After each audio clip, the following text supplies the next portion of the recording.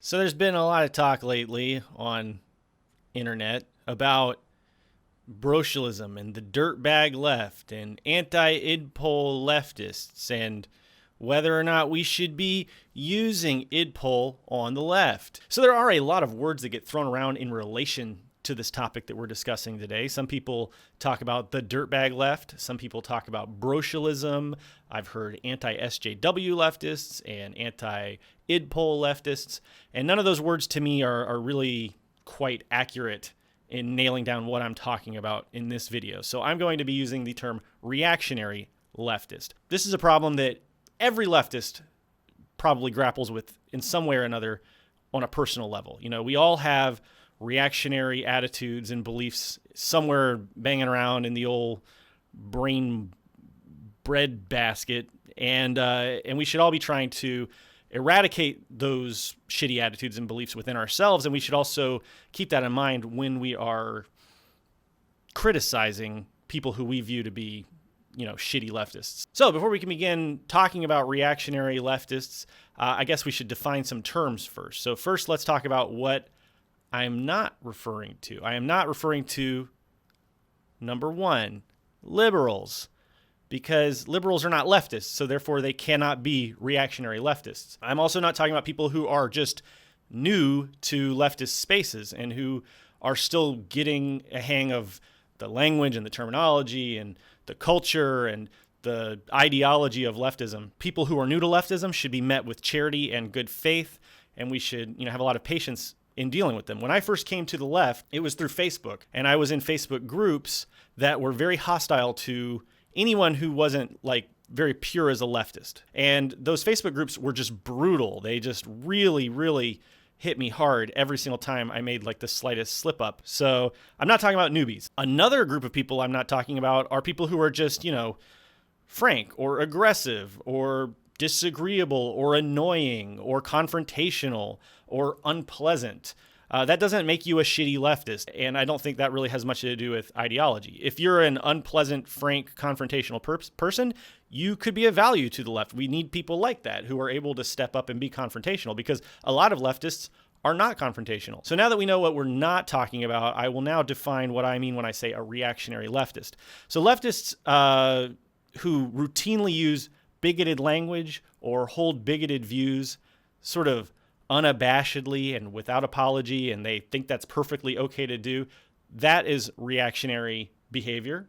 Class reductionists who don't value the perspectives of people who are differently oppressed, I consider that reactionary. So for instance, if you believe that class is the only thing that matters and anybody who's talking about their other forms of oppression are distracting the left somehow. So if you think that when black people or disabled people or trans people talk about the issues that they face in our culture and our society, if you think that that's a distraction and you think we don't need to listen to those people, I consider that a reactionary take. Another example of reactionary behavior I see on the left quite commonly would be people who are chiding and disparaging and insulting people who are vulnerable or oppressed in different ways. So for instance, using a lot of slurs, using a lot of abusive language, or even just, making these bigoted statements or holding these deeply bigoted views about vulnerable groups of people, in general,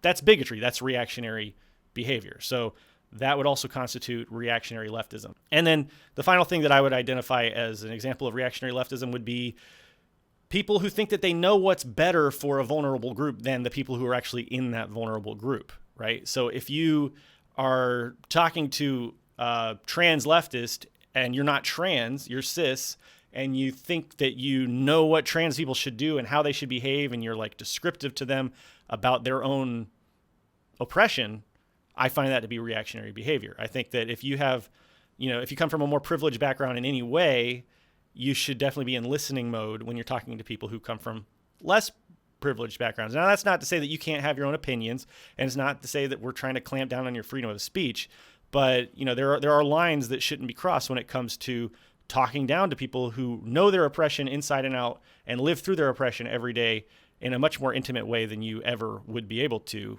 from your privileged position. So yeah, that I think it's pretty cut and dry. A reactionary leftist is a leftist who holds reactionary, bigoted, or supremacist views in some way, shape, or form. So before we really dig into this, one last little note. I do believe that every leftist has some reactionary tendencies to some degree or another. It's kind of a spectrum of behavior. There are some people who maybe it's just very, very subconscious and deep in their mind and doesn't really come to the surface very often. There are some leftists that are like super reactionary, national Bolshevist, Strasserite types who are just obnoxiously and aggressively reactionary. And then most of us fall somewhere in the middle. And I say us because I do know for a fact that I become aware of reactionary shit in my brain on a regular basis. Like every week I learn something new about something I'm doing or saying that's kind of shitty. So I am not making this video to like talk down to anybody. In fact, in a lot of ways, this video is kind of a self-crit. A lot of these lessons I've learned the very, very hard way by being taught by people who know better and who have seen me do shitty things and helped kind of guide me out of that behavior. So this is not me saying like it's not an us and them thing. It's just an us thing. We all have some reactionary tendencies. And hopefully this video, I hope it will be useful for all of us to start having this conversation and thinking about these things, not just so that we can like help other people, but so we can help ourselves. I think that's really, really important when it comes to this kind of stuff. So why are they like this? Why are these leftists so reactionary? Am I right? Well, there are a lot of arguments for being a reactionary leftist. So I'll run through them now and I'll give my counter arguments. The first argument I see a lot would be, oh, we're just memeing, we're just joking, we don't mean anything by it. Lighten up. Can't take a meme. You cuck. That's what they would say because they're reactionary leftists and they say things like cuck a lot. Yeah, there's really nothing funny or edgy about punching down. I don't think leftists should ever engage in humor that is punching down. It's not funny. There's nothing funny about disparaging people who suffer every day. They already have enough shit to deal with without you poking them with a stick with your crappy little jokes all the time. Now, you can be edgy and you can be controversial with your jokes in a punching up way, and that's awesome for the left. We need that. We need to be like lampooning people who have a lot of power and privilege. We need to be mocking fascists and showing that the emperor wears no clothes as often as we can. And the other thing is that these jokes, these punching down jokes, they're not just unfunny, they're dangerous. And if you don't know what I'm talking about, I have a couple of videos on what I call the Pewdie pipeline that talks about how edgy down punching jokes can lead to violence. So I'll put a link in the description to that if you haven't seen it already. But yeah, these kinds of jokes are not funny and they're dangerous. Now, if you want examples of how to be an edgy, dark humorist without punching down, I have two recommendations for you. The first would be ContraPoints, who we all know and love.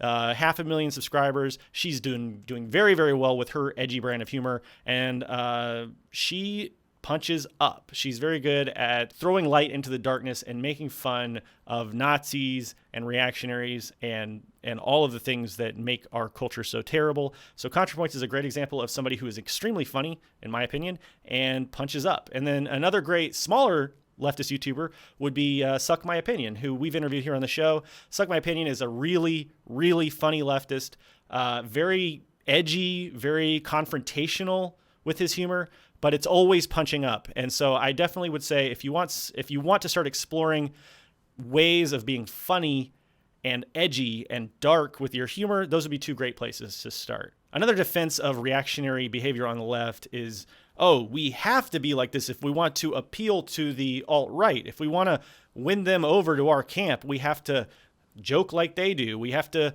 act like they do so that they feel comfortable with us so that they come over into our camp. I would say, first of all, that embracing bigotry to win over bigots is clearly a net loss. It is not worth degrading the movement that exists and calcifying divisions within our movement just to win over a few Nazis. We don't want to bring these bigoted ideas into our movement just so we can bring bigots into our movement. Now, some people say that this has been a very successful strategy, and a lot of leftists have used this to de-radicalize alt-right, fasci types. And I would say, first of all, of course, you're going to have more success trying to win over people to your cause if the position that you hold is closer to their position. So yeah, of course, if we really want to win over a lot of fascists, we could just become more fascist in affect ourselves and present more fascist takes to the fascists. And of course, that's going to make it easier for them to come over to our position. But we are moving more towards the fascist position to win fascists towards our position. I just don't find that productive. In fact, I find it fucking dangerous. So I do not endorse that take at all. And then the other question is, are they actually de-radicalizing these bigots, or are they just introducing bigots into our leftist spaces? Are we really fully de-radicalizing these people before we let them loose in our community? And I think that's a super dangerous prospect. It's something we really have to consider as we're talking about de-radicalizing fascists. Some people say that the left is too fragile. Yeah, I don't think there's anything fragile or weak about standing up for vulnerable people. And that's what we're talking about here. If you make a joke and it's prejudicial and I don't think it's funny and I discourage you from doing that, that's not me being weak, okay? And you know, a lot of reactionary leftists say, oh, leftists are always so offended about everything. If you replace the word offended with insulted, how would it sound? It's not necessarily the case that we're offended by everything. Sometimes we're just flat out insulted because you said something shitty about people that we care about. And standing up for those people and holding our ground is not weakness. That is strength. So yeah, are there like liberal forms of idpol that sometimes infect leftist spaces that are perhaps too fragile and too weak? Certainly that is the case. Certainly liberal affectation enters our spaces. But to say that anytime anybody is insulted by a shitty bigoted joke or statement or attitude that you present is like somehow fragility or weakness, I don't think that's the case. Absolutely, we need to have conversations. We need to have discussions about what constitutes liberal idpol versus leftist idpol, et cetera, et cetera. But generally speaking, I'm seeing a lot of people who are just using this fragility weakness excuse to just go on ahead holding their reactionary, bigoted positions. And I don't think that that's okay. So, you know, and I've done it myself. You know, I've been in situations where somebody's called me out on something and, you know, my immediate reaction is defense mode and, oh, this person's being too sensitive, you know, but my best advice is anytime somebody does something and you think they're being too sensitive, really take a moment, take a breath, and try to put yourself in their perspective and try to think about the things that the vulnerable group that's being targeted here, think about the things that they go through every day, the lives that they live, the ways that they have to face microaggressions and attacks and discrimination every single day of their lives. And then ask yourself, is it really worth it? Is it really worth possibly harming somebody who is already harmed on a regular basis just so I can make some shitty joke on Twitter or whatever? I think 9 times out of 10, you're going to find that it's probably better to joke about something else. Not that hard to do it. Some people say that idpol makes us look ridiculous. And they use the example of the Democratic Socialists of America meeting that was clipped by Fox News. And you know, they cherry-picked examples of people doing the point of privilege thing. And they use that as an example that this makes us look ridiculous. And so they're literally using fascist propaganda that's intended and designed to make the left look ridiculous to argue that not being reactionary makes us look ridiculous. Now, did the DSA meeting maybe have some bad optics, especially when cherry-picked and clipped out in the way it was by Fox News? You could make that argument. I'm not going to argue against it. That's a whole deep debate. I will say this.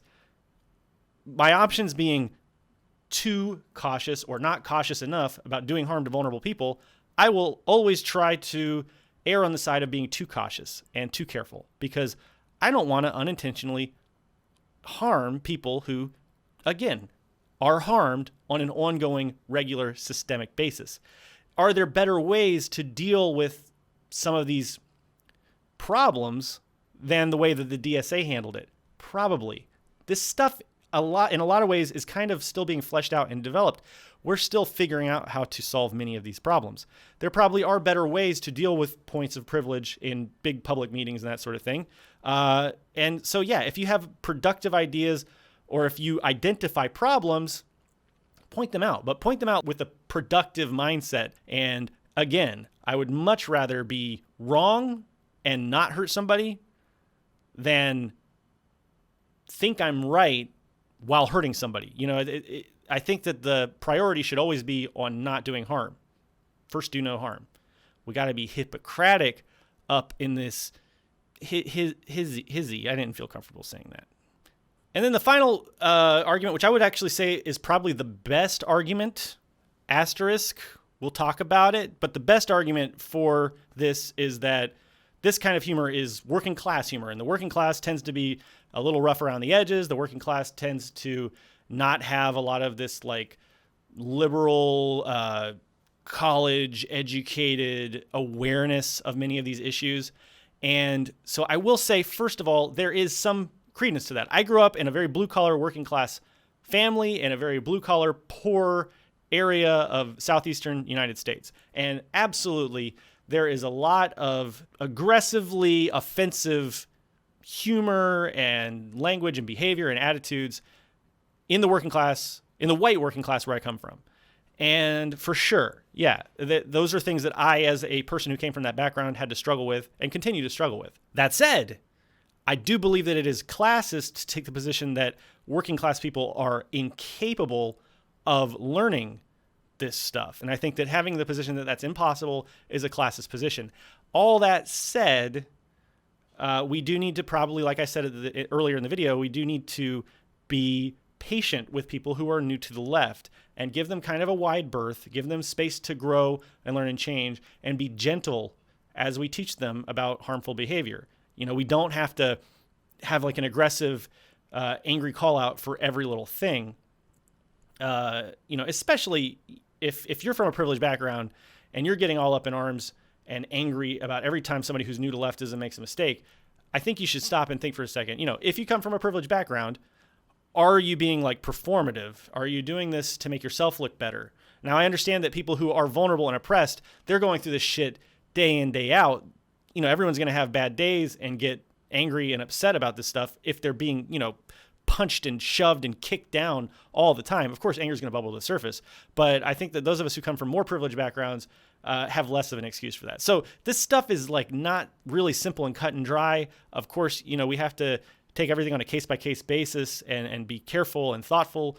But generally speaking, I don't think that it's the case that like we have to be abusive and bigoted to appeal to the working class. And I don't think that it's impossible for the working class to learn to do better. I think we can all learn to do better, every one of us. Hi, I'm Luna from Luna ơi, and this is my message to anyone who call themselves a leftist, but still make shitty jokes about vulnerable people like disabled people, LGBTQ+, and POC.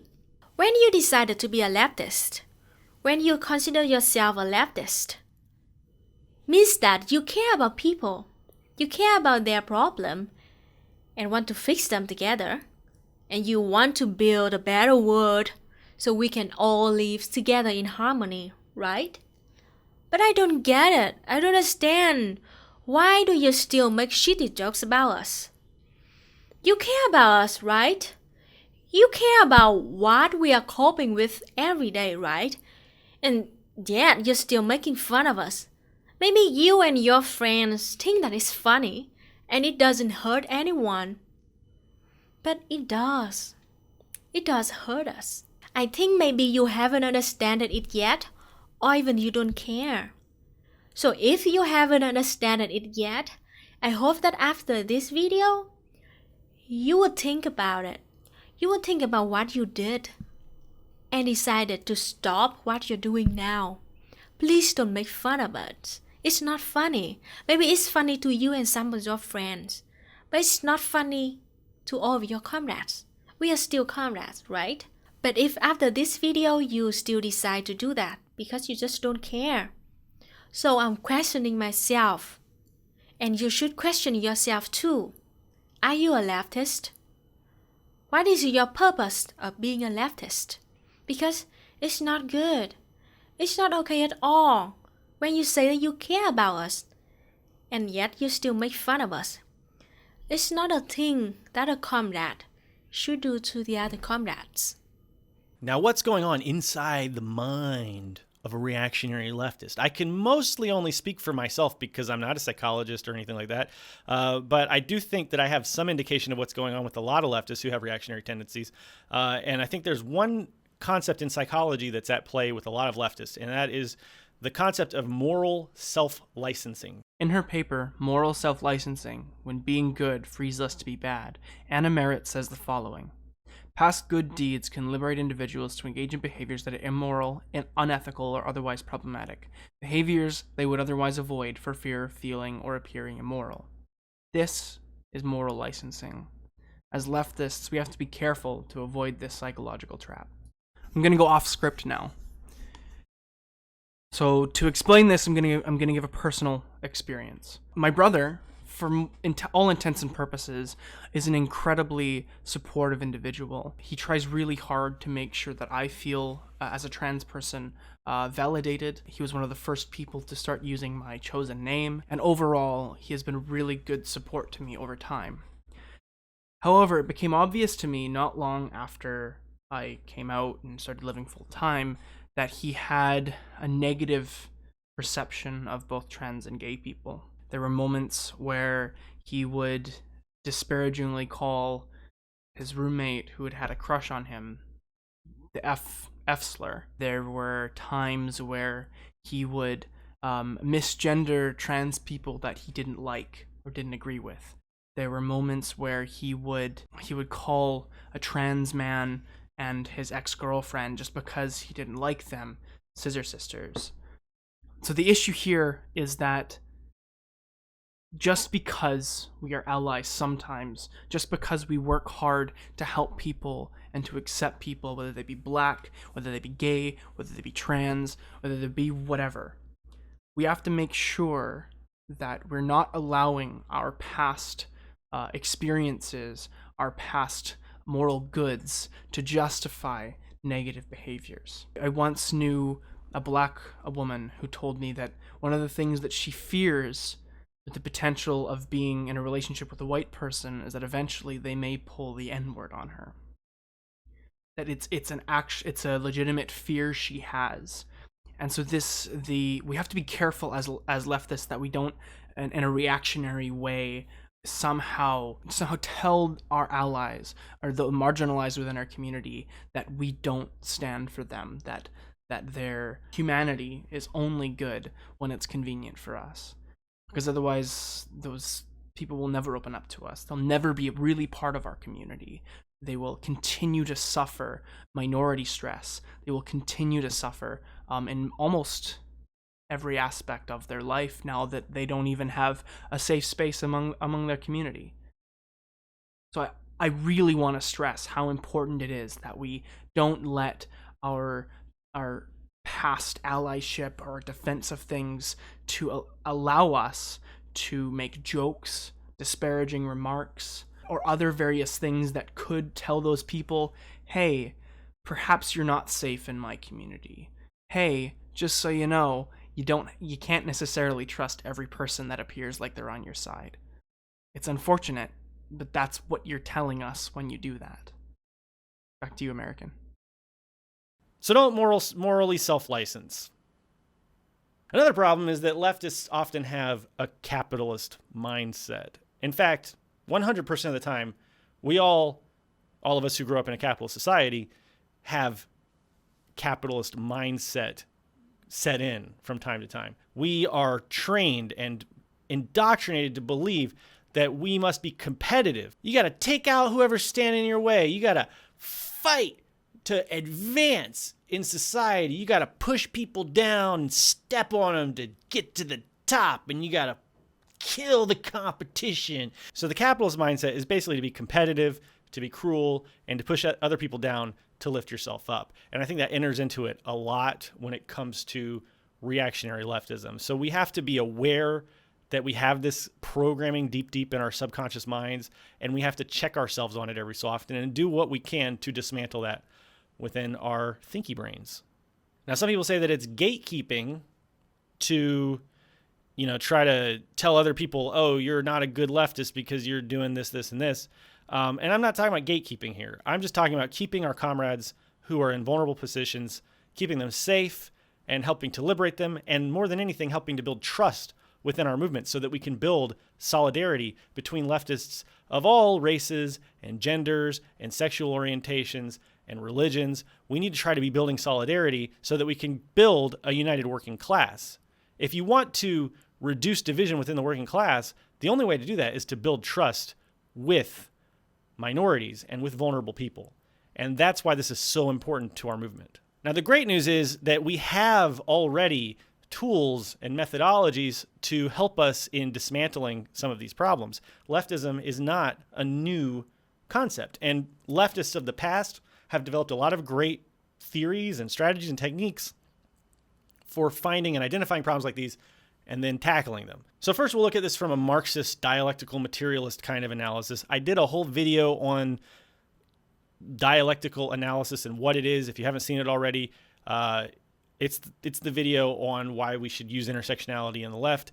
And again, there's a link in the description to that video.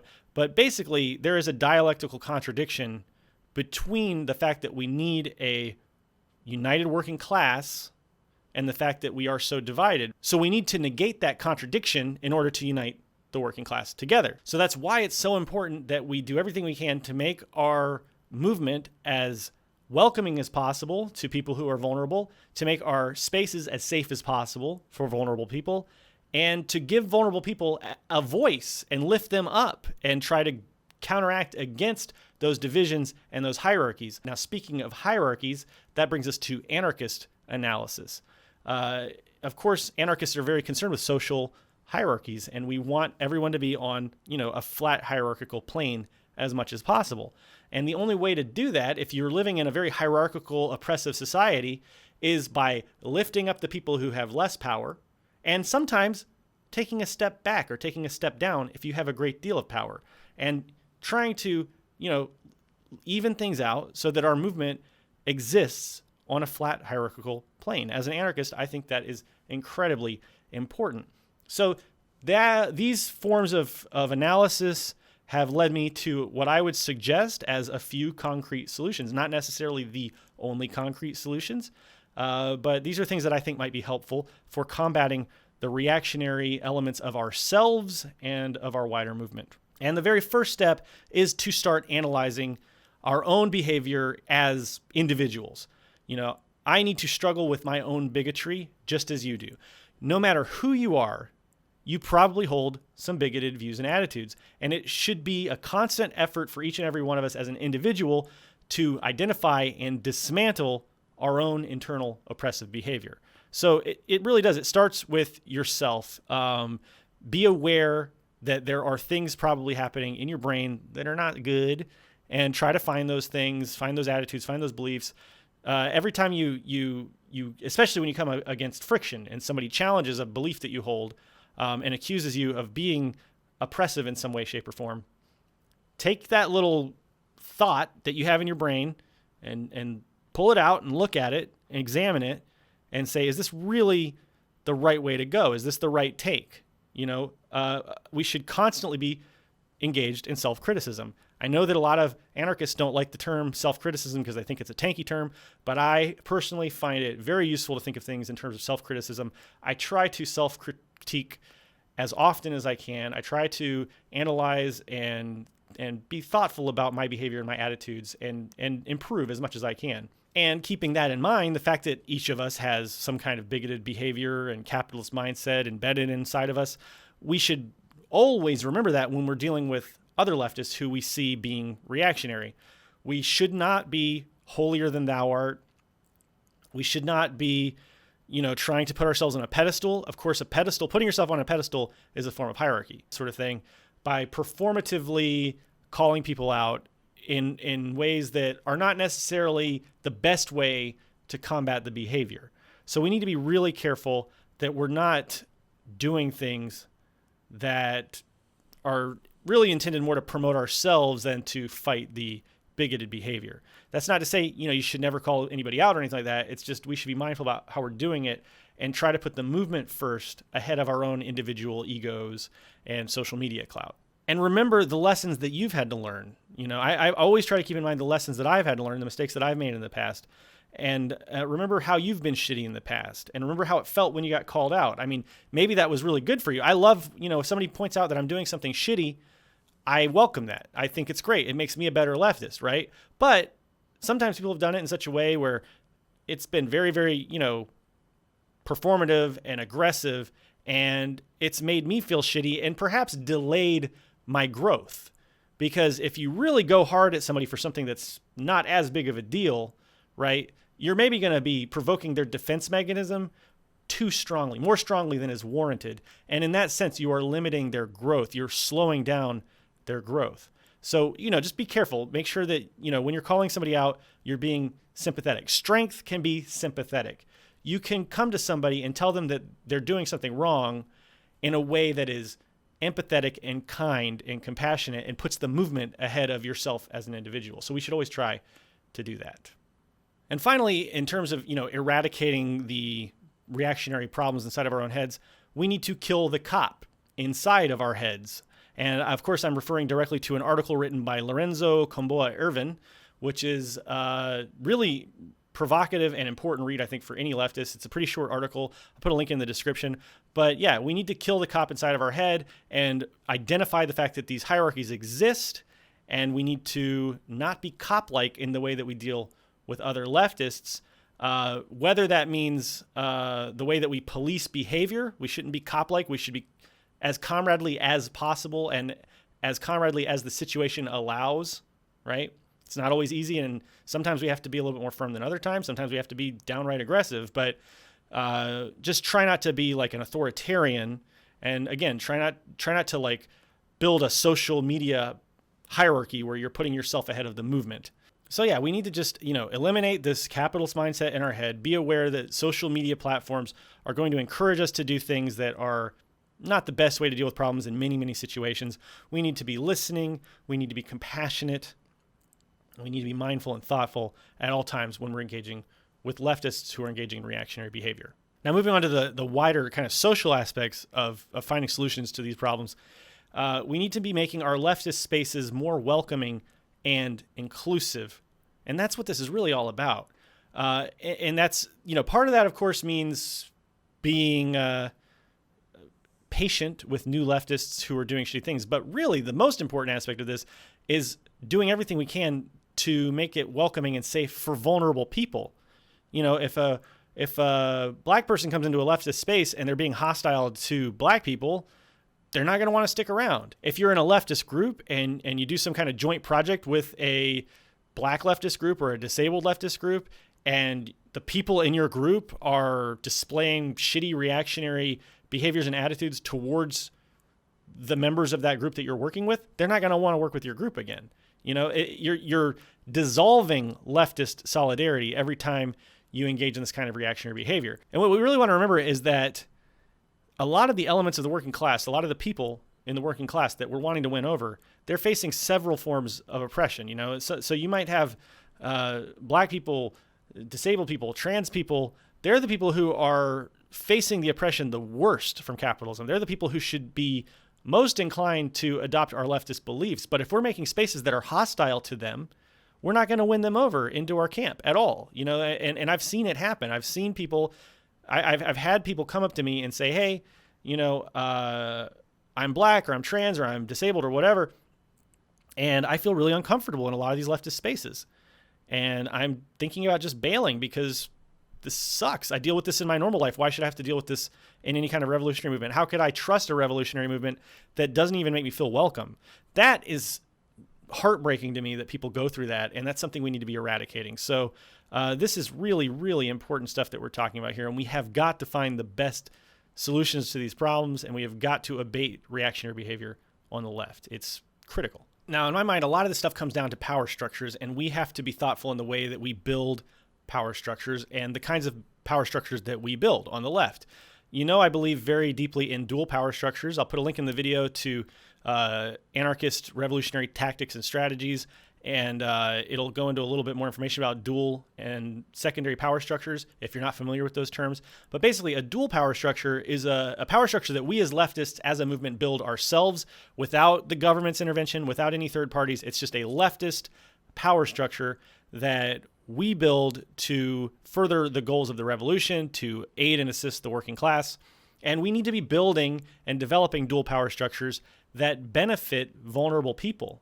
We need to show them that we care about their situation, that we want to take steps to alleviate their suffering. A great example of a dual power structure that's recently being developed by leftists within our movement would be the Diverse Left Tube Incubator. And this is an incubator that is being set up from the ground up to support leftists who are not white, people of color, and to try to build a more diverse left tube. I think this is a fantastic example of a dual power structure that is oriented to making vulnerable people feel more comfortable and giving them more of a voice, which is vital in our space. So building dual power structures like that will go a long way in making people feel more comfortable in our spaces, taking steps that have direct, measurable benefits for people from these vulnerable groups. That's only going to aid our movement. It's only going to make us stronger. It's only going to build trust between all these different divided sections of the working class. And we also have to be constructing secondary power structures within our groups. And a secondary power structure is just a power structure that exists specifically for a vulnerable group within the wider group. So a great example of that might be if you have like a militant union and you have a local group that, meets up every Friday, and say like 30 or 40 leftists come together every Friday for a meeting. And maybe like 5 of them are disabled or trans or people of color or what have you. Those people might feel like they're getting talked over. They might feel like they don't have much of a voice. They might feel like they're basically not included fully into that wider power structure. So in those cases, I absolutely encourage you to build, if you're in that situation, to build a secondary power structure, which would mean, maybe you have a women's council within this wider council, within this wider group. And maybe that women's council will come together and talk about the problems that they're facing, the things that make them uncomfortable. They'll come up with solutions to propose to the wider group. And it's basically like a sidecar that rides along beside the larger group, and it gives them their own power base, their own platform to have a voice within that wider group. I think these things are great, and I think that they're very helpful in equalizing and trying to flatten some of these hierarchies that exist within our leftist spaces and groups. And I think we should be encouraging them. Some people say that that's, shitty because it's dividing the left and it's building these divisions. But if you think that, then I think you haven't really analyzed the power structures at play. Because, and I hear it all the time from people who are vulnerable and have less privilege, that they enter into leftist spaces sometimes, and it's always like the white guys, the cishet white guys that are dominating the conversation.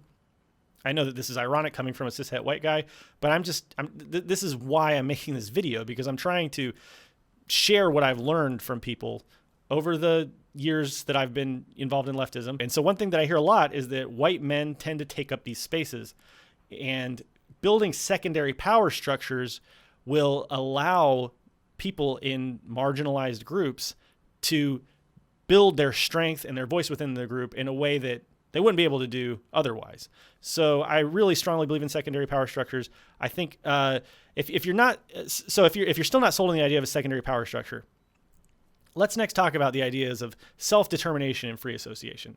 So, and this brings to the point that should we have leftist groups that are only composed of people in marginalized positions? We obviously have had all black or all trans or all women groups that have come into existence. And some leftists say, oh, that's not good because, again, it's like dividing the left and we're creating these divisions and reinforcing these divisions. I don't buy that. I think that people should be able to freely associate or not associate with other people, especially if you're in a marginalized or vulnerable group. Like, no one should be forcing you to work with people who are basically in the class that oppresses your class. Something I've also noticed, I think there's like a racial component to it, because a lot of people have problems with like black only groups, whereas I don't think a lot of leftists would have a problem with the fact that the Anti-Defamation League is a Jewish group. I don't think anybody would, I think most leftists would be kind of pissed if, if I, a non-Jewish person, demanded that I be accepted, as like a member of the board of the Anti-Defamation League, I think that would be preposterous. And so I don't understand why there's so much pushback to like black people having their own spaces and their own groups and their own organizations and secondary power structures, when we already have groups, and we have a lot of women's only groups, and I don't see as much pushback about things like that.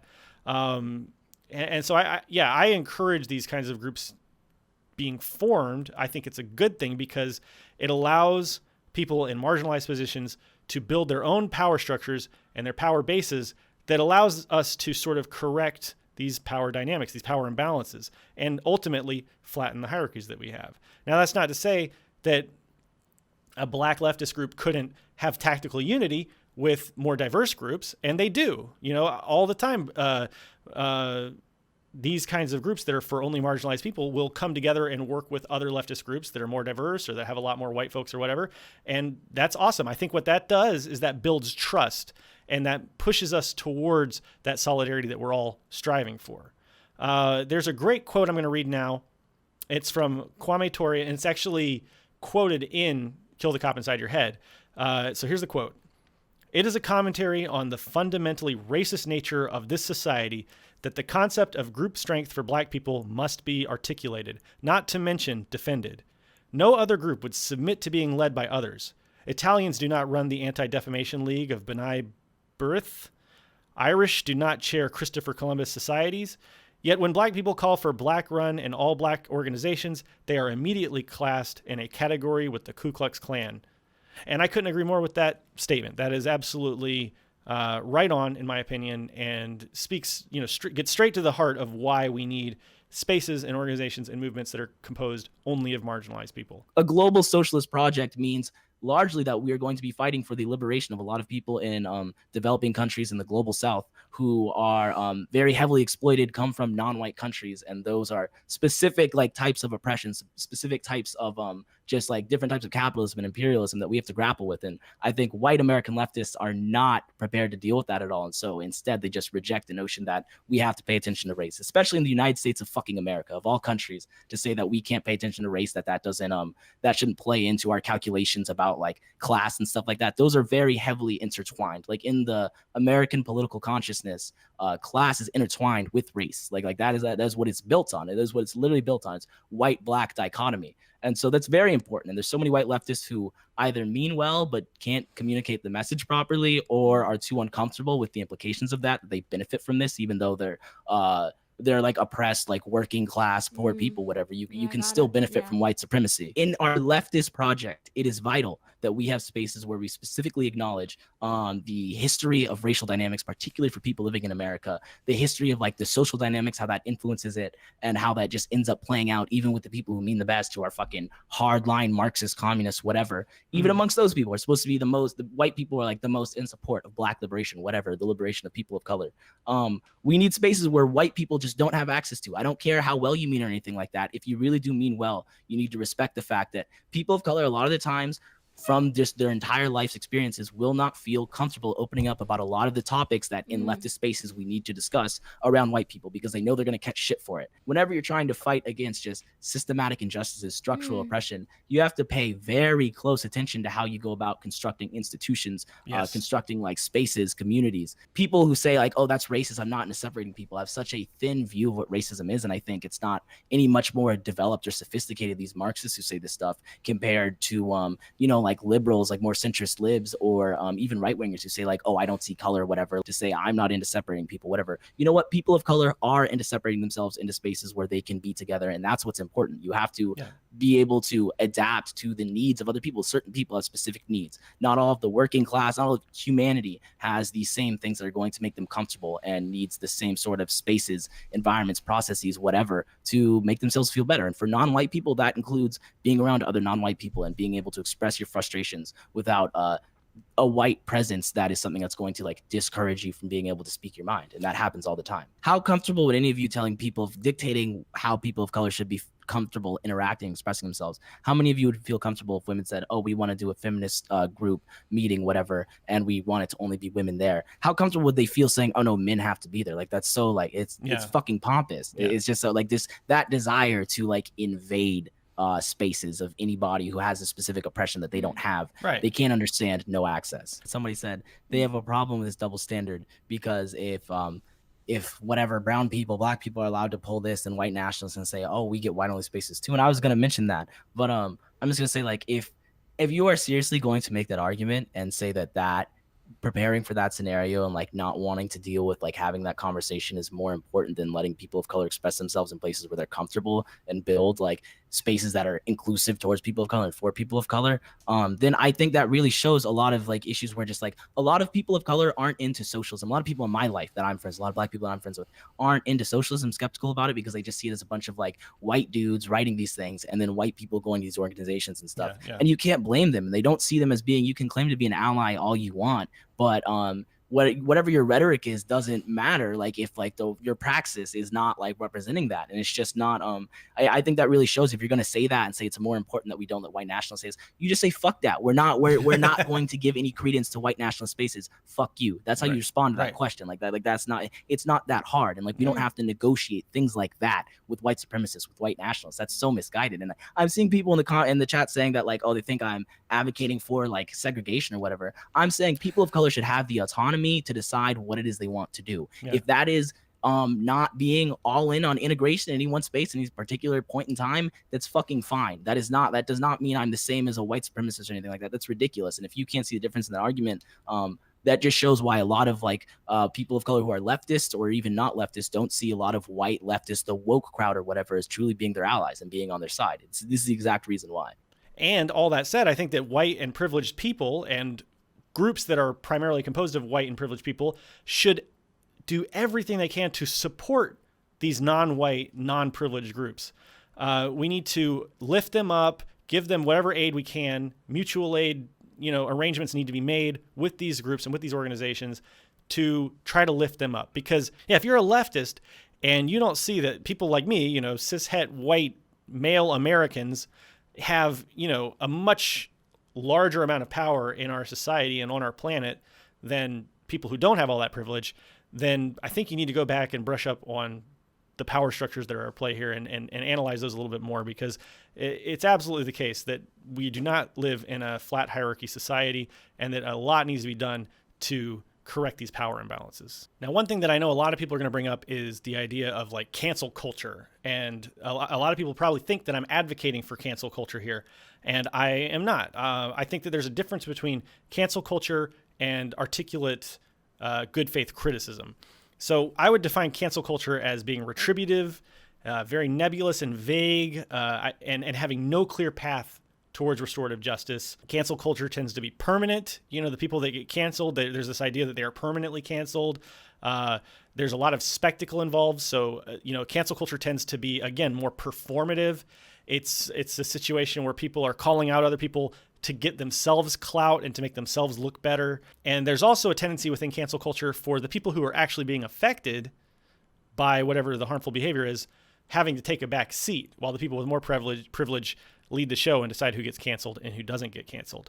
So the first thing I would say is that when we're making criticism, clout should never enter into it. For one thing, we should never listen to somebody and hold their opinion as more valuable because they have a bigger platform or they're more famous or they're more well-known.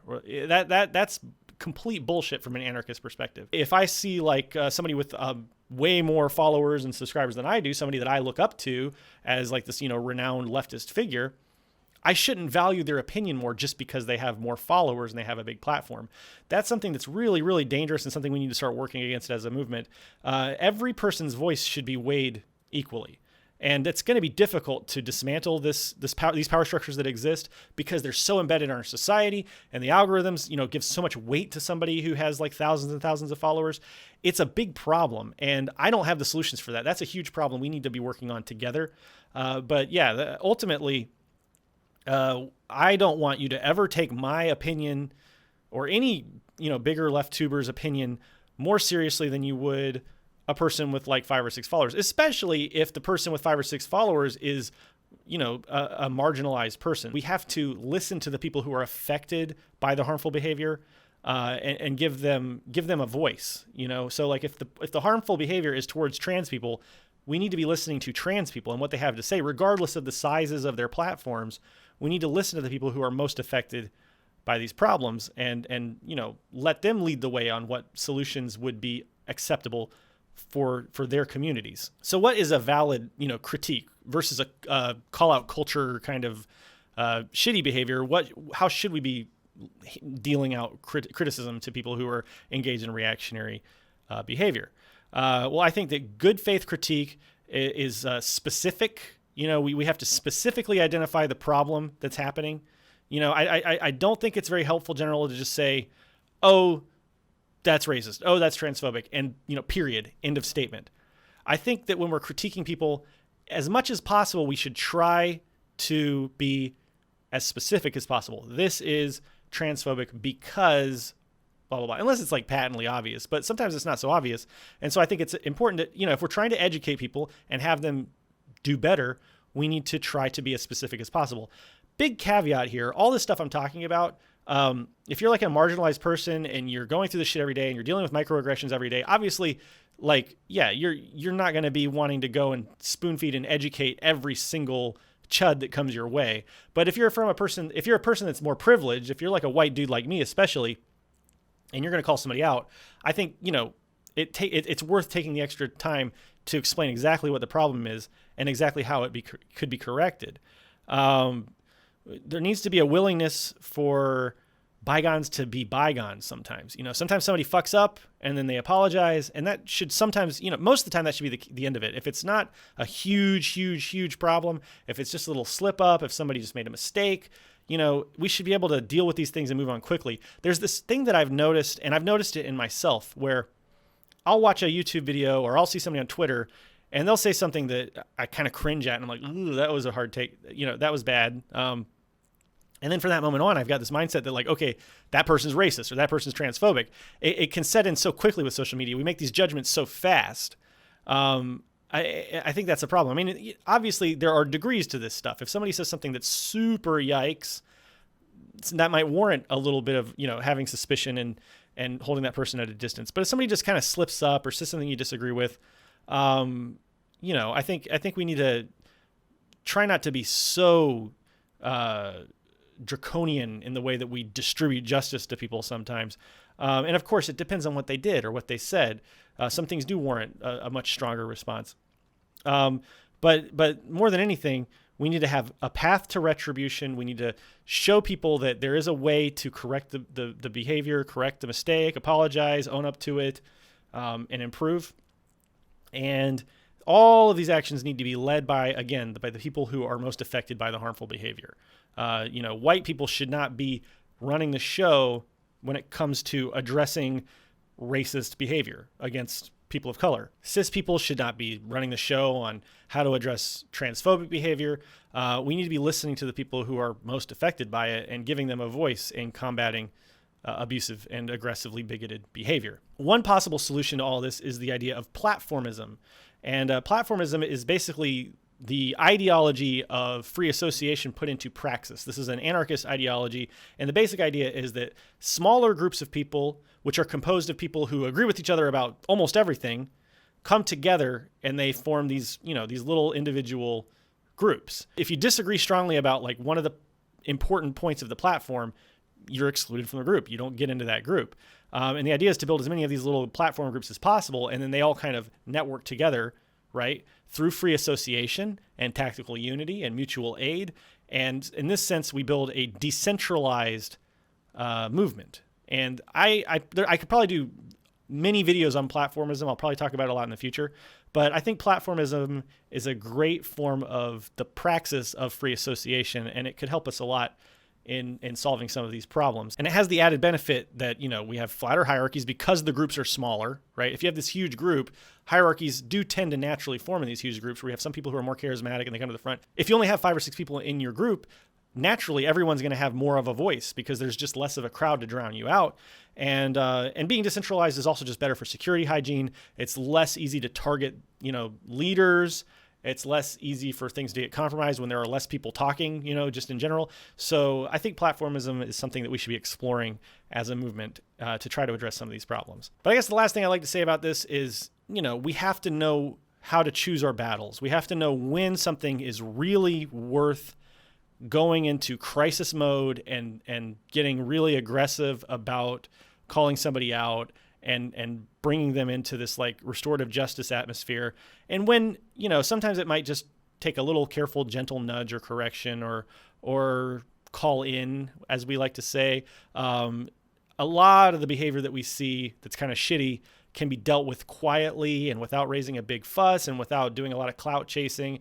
And I think that's the way we should try to do things as often as possible. There are some emergencies that warrant a more aggressive response, but we have to meet like with like. If somebody just makes a slip up or, does something that's just kind of like a little annoying or obnoxious or shitty or like a microaggression, yes, we should hold our ground against that kind of stuff, but we need to be careful and measure our response to make sure that it's appropriate. So in conclusion, we need to get rid of the capitalist mindset. We need to eradicate the cops in our minds. We need to allow spaces for vulnerable people. We need to give them voices, lift them up, and we need to combat reactionary behavior in ways that are compassionate and kind. Given the grave circumstances that we're in, I know for sure that, many of us are suffering day in and day out, but we have to try to still reach deep within ourselves and find that kindness and empathy and compassion, guide each other and guide ourselves with positivity as much as we can.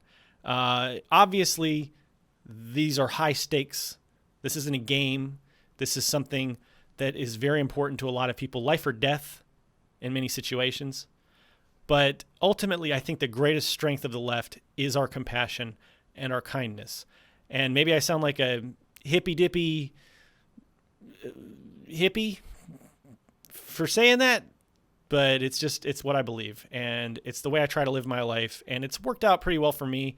It's put me in a position where I've met a lot of really great comrades. I've gotten to talk to a lot of very diverse people, and I'm learning more and more every day. And I'm much happier than I was 3 years ago before I discovered leftism. And this movement has saved my life in many ways and put me on a track where I finally feel like I have some hope in a world where I felt completely hopeless before. I know that it's going to be a rough, tough road ahead of us, but I believe that we can and will win a better world in the future, and I think we can do it together, but we're going to have to find ways to build trust and care about each other if we're going to get there. So that's all I've got to say about that. I'm American Johnson. This is Non-Compete.